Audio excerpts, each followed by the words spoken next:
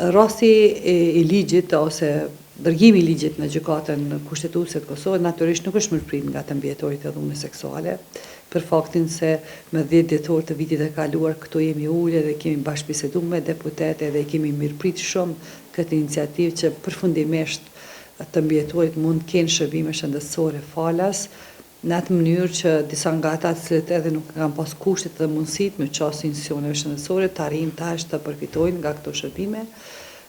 Shpresoj shumë që gjykata kushtetuese do ta ketë në konsiderat pasi është një grup që tashmë shoqërisht njihet që nevojat e tyre për shërbime shëndetësore janë të pa numërta dhe të pa konsiderueshme. Gjithë secila gru edhe burr që ka përjetuar dhunë seksuale, pothuajse 95% tyre kanë edhe pasojë shëndetësore.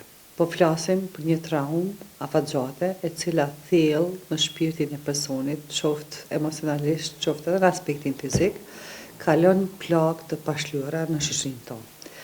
Duke i pasur parasysh këto rrëfime që i dëgjojmë në organizatë, duke i pasur edhe të mbijetura që kanë pasur edhe lëndime fizike, qoftë invaliditet, qoftë plagë që kanë nevojë për trajtim, pastaj që kanë zhvilluar smundje psikosomatike si rezultat i traumës të marrë gjatë luftës, natyrisht që shërbimet shëndetësore janë më se të domosdoshme për këtë grup të ndjeshëm shoqëror. Nevojën për përkraje këtu gra e kanë urgjente. Ne e dim që deri vonë këto gra nuk kanë dalë në publik.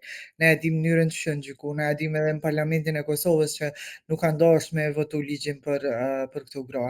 Edhe e dim situatën në cilën janë edhe normalisht që nuk do duhet kishte aq shumë procedura për gratë në Kosovë, sepse të e marrë parasysh mentalitetin edhe mendsinë në cilën jetojmë, nuk ka asnjë gru që me vedëshirë shkon aty edhe gënjen edhe thotë që janë pjesë e grave të dhunuara gjatë luftës. Domethënë nuk ishte dashur me pas hiç procedura.